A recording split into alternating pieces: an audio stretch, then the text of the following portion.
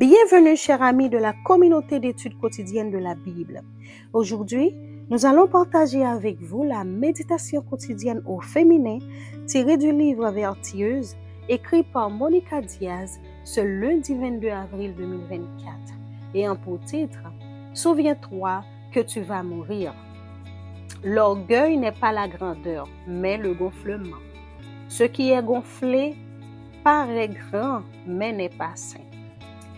Selon Tertullien, un écrivain du 1er siècle, la coutume suivante existait dans les Roms antiques.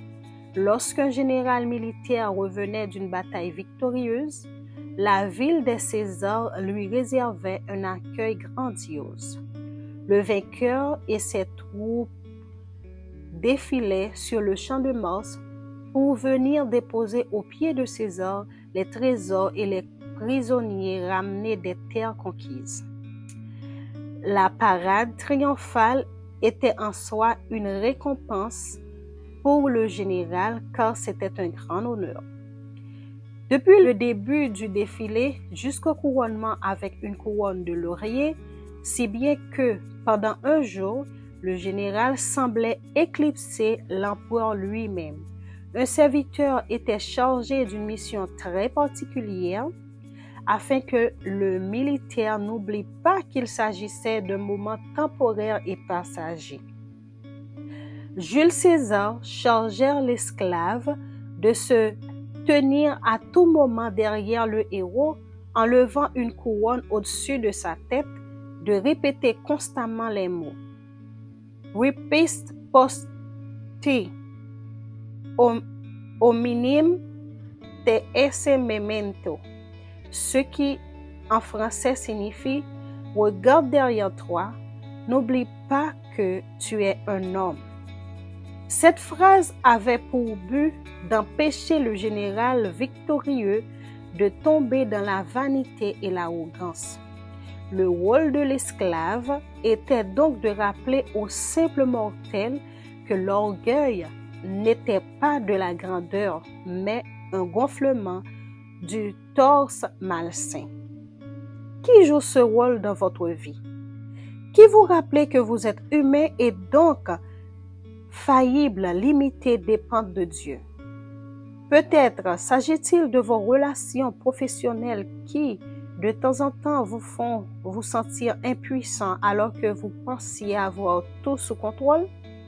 Peut-être s'agit-il de votre conjoint, de vos enfants, de vos difficultés financières ou d'une maladie qui est devenue une épine dans votre chair? Pourquoi ne pas voir cela comme quelque chose au service de Dieu afin de ne jamais perdre de vue ce que vous étiez, ce que vous êtes et ce que vous serez? Avec cette perspective, il vous sera facile de comprendre qu'il n'y a aucune raison d'être orgueilleuse. Bien que, selon les normes humaines, les grands honneurs conduisent à l'orgueil, bibliquement parlant, l'orgueil de l'homme le conduit à la faillite. Avant d'accéder aux honneurs, il convient d'être humble. Proverbe 18, le verset 12. Que celui qui se glorifie dans le Seigneur, car ce n'est pas celui qui se recommande lui-même qui est approuvé, c'est celui que le Seigneur recommande. 2 Timothée 10, le verset 17-18. Si nous voulons être dignes d'approbation devant Dieu, nous devons veiller à tenir à distance toute manifestation d'orgueil. Ceux qui s'enflamment d'orgueil à cause de leur grande réalisation ont l'air très importants, mais ce n'est pas sain. L'humilité, en revanche, est une source de santé émotionnelle, spirituelle et physique.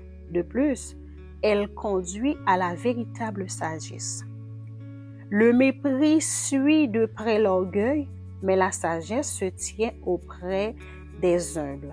Proverbe 11, le verset 2. Nous vous souhaitons une agréable journée. Au revoir.